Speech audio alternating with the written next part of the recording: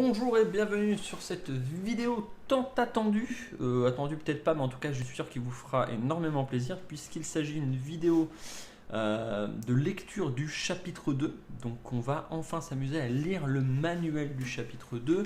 Je suis un petit peu un escroc puisque cette vidéo va être la première partie d'une série de vidéos de lecture du manuel. Je pense qu'il y en aura peut-être 3-4, ça va dépendre comment je découpe.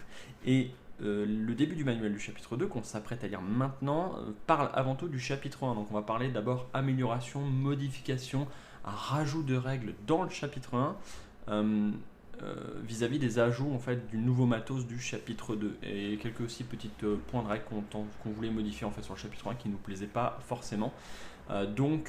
Cette première vidéo va pas forcément vous apprendre énormément de choses mais elle va vous expliquer comment jouer au chapitre 1 dès lors que le chapitre 2 sera arrivé. On est parti pour faire cette lecture, je vais pas faire une intro de 8 plombes, hop, comme ça vous allez pas passer 15 plombes à me regarder. C'est parti, je commence page numéro 5 puisque j'ai sauté le sommaire, on s'en fout un peu, j'ai sauté le contenu de la boîte puisqu'on le fera à la prochaine vidéo quand on parlera du chapitre 2, donc on arrive directement page 5 du manuel. Introduction. C'est moi qui vais tout vous lire, vous allez voir, ça va être hyper classe. Vous vous apprêtez à lire le manuel du chapitre 2 de l'ordre de VL. Il est impératif de connaître le chapitre 1 pour comprendre le contenu de ce nouveau manuel. Notez bien que toutes les règles du chapitre 1 s'appliquent au chapitre 2, sauf s'il est indiqué le contraire dans ce manuel. Jouer au chapitre 1 avant de jouer au chapitre 2, c'est aussi simple que ça, même si le chapitre 1 vous faisait pas trop envie. Parce qu'il y a des gros joueurs qui aiment bien directement quand on se met la misère sur les champs de bataille, des choses comme ça, et que vous avez pris les deux d'un coup, que vous recevez les deux d'un coup, faites une ou deux parties du chapitre 1 avant d'attaquer le chapitre 2, puisque il y a des points de règles. Par exemple, la partie de combat de ce manuel n'aborde en rien les règles pour effectuer une attaque. Ces règles figurent dans le manuel du premier chapitre, donc il faut savoir jouer au chapitre 1 pour jouer au chapitre 2. Tout ce qui est règles tacites, tout ce que vous avez appris et acquis ne seront pas remis dans ce manuel là, sinon ça va faire un manuel de 80 pages juste pour faire de la redite. Tous les éléments du jeu tels que les cartes, héros ou monstres seront présentes sous la forme suivante, nom de l'élément entre crochets avec une majuscule, pas crochet, je sais pas, c'est l'espèce d'apostrophe. Avant toute chose, ce manuel pour moi il est de bien meilleure qualité que celui du chapitre 1, il a été relu par beaucoup plus de monde puisque la communauté est beaucoup plus grande aussi, d'ailleurs on vous remercie à tous les lecteurs, on remercie aussi Colline bien sûr pour son travail de design. Vous allez voir quelques endroits qui ne sont pas tout à fait finis, notamment il y a des to-do qui restent sur les numérotations de pages, puisque ça c'est la dernière chose qu'on fixera.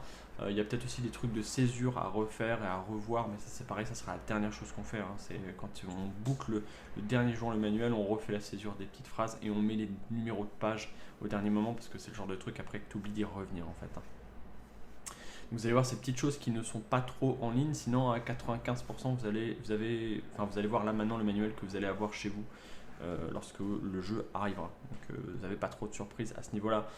De 1 à 7 joueurs, 15 à 99 ans, ça c'est toujours pareil, on s'en fout un petit peu. 1h30 de partie, ça veut tout dire et rien dire. Surtout pour le chapitre 2, en fait, vous allez commencer et terminer la partie quand vous avez envie. Il n'y a pas de temps de durée de partie en vrai. Ça peut durer 4h, 5h si vous faites 2 scénarios à la suite, comme ça peut durer une demi-heure si vous faites que 3-4 embranchements de scénario. En fait, il n'y a pas vraiment de durée sur quelque chose comme ça. Parce que ça revient à donner la durée de la lecture d'un livre et en fait, vous commencez et vous arrêtez la lecture du livre quand vous voulez, quoi. Donc on est parti. Avant toute chose, je vais vous sauter cette partie manipulation, je vais vous expliquer concrètement ce qu'elle fait.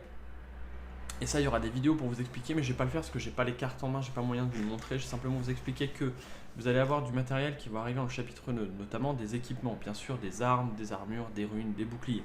Vous allez les mélanger dans les cartes du forgeron du chapitre 1, mais pour éviter d'avoir une trop grosse pile, vous allez virer dans le chapitre 1 tous les doublons de cartes, en gros un exemplaire de chacune des cartes qui existent en double, donc pas les cartes dorées d'armes, mais tout le reste en gros vous allez virer un exemplaire et vous allez rajouter ces nouvelles cartes au mix. Donc du coup vous allez avoir à peu près autant de cartes que ce que vous avez dans le chapitre 1, mais vous allez virer des doublons, donc vous allez éviter de récupérer 4 dagues qui servent à rien, de récupérer 3 fois la même arme, etc. Vous allez tomber que sur des nouvelles choses.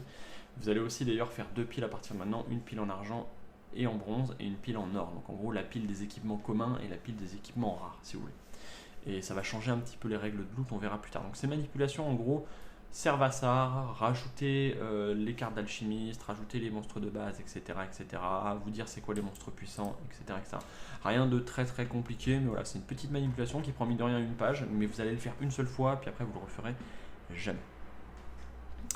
Ajout et modification de règles, je vérifie que tout se passe bien au niveau de la technique. Ouais. Ajout et modification des règles du chapitre 1, donc c'est principalement de ça qu'on va parler aujourd'hui. Tout ce qui va être modifié et ajouté dans le chapitre 1. Il ne s'agit ici que d'évoquer les changements et ajouts de règles lors d'une partie du chapitre 1. La plupart des règles du chapitre 1 ne subissent aucun changement. Ce qui est acquis, si je ne vous le dis pas qu'il y a eu un changement, il n'y a pas de changement. Les règles de combat ne changent pas, il y a plein de choses qui ne changent pas. Les équipements en début de partie. Pour faciliter la mise en place de vos parties du chapitre 1, les équipements de début de partie de tous les héros ont été réimprimés. Ainsi, vous n'aurez plus besoin de rechercher dans la pile du forgeron pour vous équiper. Pour nous, c'est la partie mise en place la plus lourde de l'ordre de Veyel. Entre guillemets, c'est pas que c'est lourd, c'est que c'est laborieux. Quand on le fait assez souvent, nous surtout quand on le fait en salon, aller rechercher les équipements de base dans la pile de forgeron, c'est un peu long et laborieux. Donc on a dit, on va vous réimprimer des cartes, comme ça vous allez avoir une petite pile qui ressemble à ça, et chercher ce que vous avez besoin dans 15 ou 20 cartes, c'est beaucoup plus simple que de le faire dans la pile du forgeron, vous savez qu'elle est grosse, très grosse. Les textes conditionnels. Certains nouveaux éléments du chapitre 2 possèdent des textes descriptifs contenant des effets différents selon les chapitres. Si une partie du texte est soulignée, cela signifie que vous devez l'ignorer lorsque vous jouez au chapitre 1. Parfois, entre parenthèses, se trouve le texte expliquant l'effet de la carte lors d'une partie du chapitre 1. Par exemple, la capacité nommée télékinésie, qui se trouve ici à droite, contient la mention soulignée, il déplace l'ennemi de 2 cases, donc elle est soulignée cette mention-là, parce qu'il n'y a pas de case dans le chapitre 1. Cette mention ne fonctionne donc pas dans le chapitre 1, elle doit être complètement ignorée. Appliquez donc le texte entre parenthèses à la place. Donc en fait, dans le chapitre 1, le texte de la télékinésie, ça va être le héros inflige 4 points de dégâts à un ennemi, puis il le déplace en dernier sur le champ de bataille. Voilà, le chapitre 1, ça donne ça. Et le chapitre 2, c'est il le déplace l'ennemi de 2 cases. Voilà. Je peux vous donner un autre exemple qui est bête, dans lequel il n'y aurait pas de texte alternatif pour le chapitre 1. Par exemple, le soin du paladin, qui est sa capacité de niveau 3. Il y a marqué adjacent souligné, donc en gros il peut soigner un allié adjacent dans le chapitre 2. Dans le chapitre 1 il n'y a pas d'adjacent, puisque adjacent c'est autour de la table, et ça n'aurait aucun sens de ne pouvoir soigner que le joueur à gauche et le joueur à droite dans le chapitre 1. Donc en fait la notion d'adjacent est soulignée, vous l'ignorez quand vous jouez au chapitre 1, et dans le chapitre 2 par contre c'est un nerf, donc il est moins efficace dans le chapitre 1, parce que le paladin est déjà très fort, comme ça ceux qui l'ont joué le savent déjà. Ses capacités de niveau 1. Si vous possédez la réimpression du manuel du chapitre 1, il vous est proposé de commencer la partie avec un couteau empoisonné et une bombe alchimique. Ces 2 éléments ne vous seront plus offerts. Ça dégage. C'était cadeau histoire de vous aider à faire le premier combat. Vous n'allez plus en avoir besoin. Pourquoi? Parce que capacité de niveau 1. En revanche, vous commencez la partie avec une capacité de niveau 1 par joueur. Donc vous voyez le page tout doux là. C'est ce que je vous dis, c'est ce qu'on fera en tout dernier. De même, nous vous encourageons à abandonner les phylactères au profit des capacités de niveau 1. Les phylactères, c'est en gros une tentative de faire des capacités de niveau 1. Depuis, on a fait quelque chose de beaucoup mieux, beaucoup plus poussé, avec des effets beaucoup plus drôles et surtout beaucoup plus puissants. Donc, vous allez pouvoir choisir au début de la partie une capacité de niveau 1 par personnage. Tout ce qu'il vous faut, c'est que votre personnage ait un prérequis d'apprentissage ici qui est là. Il faut que j'ai au moins la carac supérieure ou égale, comme d'habitude, à ce prérequis d'apprentissage dès mon niveau 1. Les prérequis sont pas très hauts, donc vous pouvez aller chercher des trucs un peu chelous, mais c'est très très drôle de pouvoir customiser son personnage comme ça. On est parti, page suivante, capacité de niveau 7. Alors bien sûr, vous allez pouvoir monter au niveau 7, ça va vous donner maintenant une capacité de niveau 7 qui, celle-là n'est pas choisie mais est liée à votre personnage. Et la logique de gain de niveau et des cristaux suit la logique actuelle, donc 5 pour passer niveau 6 et 6 pour passer niveau 7 cristaux respectivement, avec le 1 point caractéristique classique. Donc tout ça ne change pas, la logique est la même, vous ne devrez pas avoir de mal à l'intégrer. Un nouveau plateau pour une nouvelle capacité, on vous donne un petit machin format A6 qui va se coller à votre fiche de personnage à droite, et donc qui vous permettra de placer votre carte de niveau 1 de niveau 7, et je le redis à chaque fois, il y aura en dessous ensuite, parce que là en gros vous allez avoir un truc qui ressemble à ça, vous allez avoir en dessous quelque chose qui viendra compléter ce rectangle là, et on évitera de prendre plus de place, on se cantonnera à ça, parce que sinon après les jeux de rôle ça prend toujours de la place, il faut une grande table, ça vous le savez, mais on évitera de s'étaler encore plus, sinon ça va faire trop grand. Pour le rappel, donc les héros ne peuvent dépasser 10 vite ou 10 ans. Nous, c'est une règle qu'on s'est posée bien sûr à la maison. Vous faites ce que vous voulez. Si vous voulez me faire un barbare qui a 14 de points de vie, pourquoi pas. Normalement, nous, on l'a bloqué à 10, sinon ça vous oblige à compter les dizaines. C'est juste que c'est pas hyper agréable. Niveau manipulation des petits cubes, si vous voulez le faire comme d'habitude, de toute façon, chez vous, faites ce que vous voulez. Le jeu le supportera très bien. Les 2 points de caractéristiques supplémentaires que vous pourrez placer sur votre héros, vous aurez de nouvelles possibilités de personnalisation. Pensez-y, c'est plus 4 mais 6 points avec en plus des runes qui sont sur 2 caractéristiques différentes. Donc vous allez avoir de quoi faire et de quoi personnaliser vos personnages encore plus. Donc il y aura moyen de s'amuser pour ceux qui aiment gagner des niveaux, qui aiment savoir quel équipement je vais mettre, etc. Ça va être très très drôle, je pense, pour vous de s'amuser à ça. Nous, en tout cas, on a un très grand plaisir à essayer de casser le jeu en faisant mumuse avec des personnages et leurs caractéristiques. Le tour des joueurs, alors bien sûr, à l'heure actuelle, déjà beaucoup de gens le faisaient, le tour des joueurs. Maintenant, vous pouvez le jouer dans l'ordre que vous désirez. Cela implique qu'un joueur ressuscité peut à présent jouer son tour quoi qu'il arrive. C'était pas le cas dans le manuel du chapitre 1. Ça saute, vous prenez pas la tête avec ça, vous jouez dans l'ordre que vous voulez. Et si un mec est ramené à la vie, il peut jouer quoi qu'il arrive. Ça va simplifier les tours de jeu, ça. Les catalyseurs de corruption, donc de nouveaux objets nommés catalyseurs de corruption, je vous en ai déjà parlé dans de multiples vidéos, vont faire leur apparition chez l'alchimiste. Donc ça coûte 3 cristaux et en gros ça se place sur un emplacement d'objet. Et ça vous donne une capacité pareil supplémentaire qui est au choix et que vous pouvez changer à chaque fois que vous équipez, déséquipez le catalyseur de corruption. Et donc c'est des capacités, je rappelle, qui vous corrompt votre personnage, donc vous donne des malus, des choses comme ça, mais par contre vous permet d'utiliser des capacités qui ne seraient pas du tout accessibles normalement à votre personnage. Donc par exemple, je peux très bien avoir un chevalier qui peut se soigner lui-même au prix de se corrompre. Voilà. Vous allez voir tout un tas d'effets hyper intéressants à ce sujet, donc vous verrez quand vous l'aurez entre les mains. Les monstres intermédiaires, donc lors de la 3e incursion, mélangez les monstres intermédiaires dans la pile des monstres de base. Ceux-ci sont traités en tout point comme les monstres de base. Pour les différencier, les monstres intermédiaires possèdent une étoile au-dessus de leur nom. Les monstres intermédiaires, effectivement, font leur apparition. C'est des trucs à mi-chemin entre les monstres de base et les monstres puissants. Vu qu'il y a quand même une très grosse montée en puissance au niveau des joueurs, ça permet d'équilibrer un petit peu tout ce bordel là, et ça veut aussi dire que vous allez affronter des monstres qui sont plus forts mais qui ne vous donnent rien de plus, mais comme vous êtes vous-même normalement plus fort, vous devriez y arriver, sachant qu'ils sont mélangés à la pile des monstres de base, donc de moyenne c'est 1 sur 2 monstres intermédiaires, monstres de base. Voilà. Mais du coup, ceux qui se demandaient comment on allait faire pour rééquilibrer un petit peu les forces et éviter que les joueurs roulent sur le jeu, et bien ça commence par les monstres intermédiaires. Les monstres puissants, mélangez les nouveaux monstres puissants à ceux du chapitre 1, il n'y a rien d'autre à dire si ce n'est que quand vous êtes dans la salle monstres puissants et que quelqu'un est niveau 7, c'est plus 2 mais 3 monstres puissants, mais vu l'efficacité et les capacités niveau 7, vous devriez être capable de le gérer.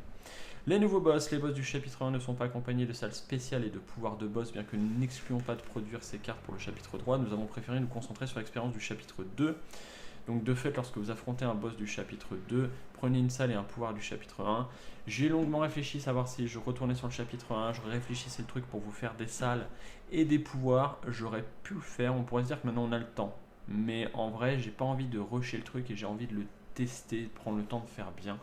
Donc j'ai préféré ne pas le faire plutôt que de le faire moyennement bien, c'est pas le genre de la maison, on essaie de faire les choses au mieux.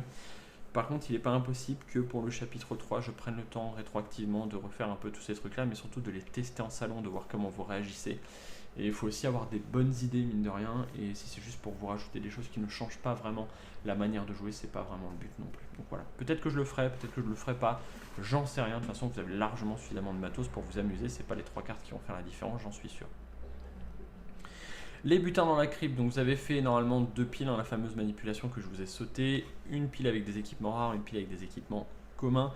Lorsque vous devez piocher n'importe quoi dans le donjon, les coffres, je sais pas, tous les butins que vous pourriez avoir, vous piochez forcément dans la pile des équipements communs, sauf si on vous dit explicitement allez chercher un équipement en or, comme c'est le cas dans la salle tombeau du roi, auquel cas vous allez dans la pile des équipements rares.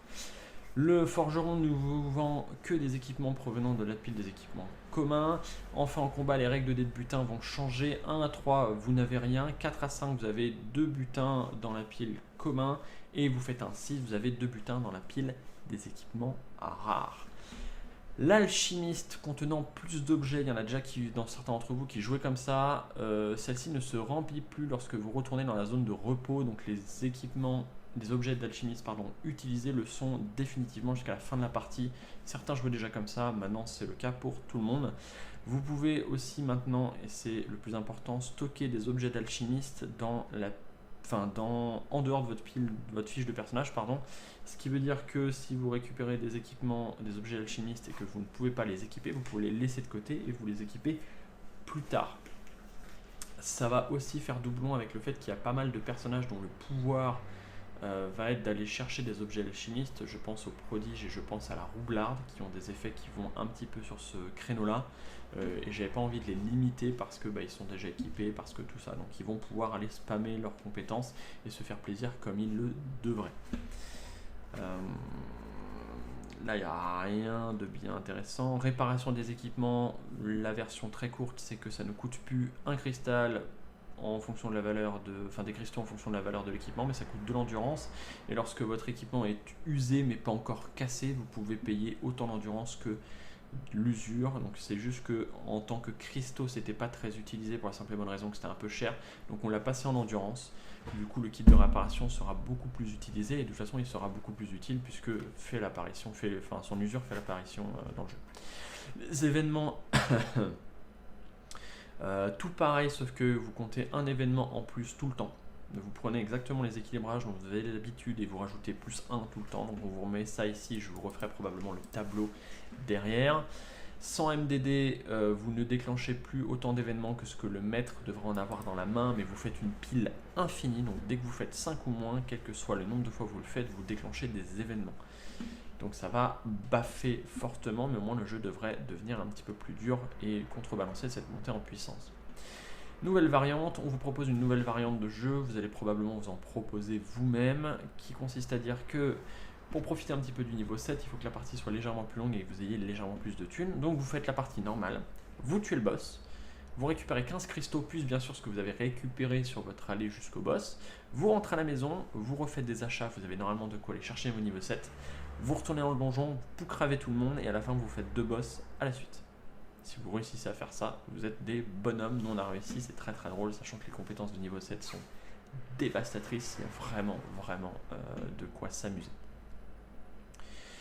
Jouer au chapitre 2 et donc on va s'arrêter ici. Voilà en gros toutes les modifications du chapitre 1 ou les améliorations ou ce que vous voulez du chapitre 1 à l'arrivée du chapitre 2. On se revoit donc pour une prochaine vidéo dans laquelle on commencera à parler du chapitre 2. Je sais pas, je vais faire probablement 5-6 pages à chaque fois. Je vais couper de manière logique et cette petite série de vidéos vous tiendra en haleine jusqu'à l'arrivée du chapitre 2, j'espère, dans vos chaumières.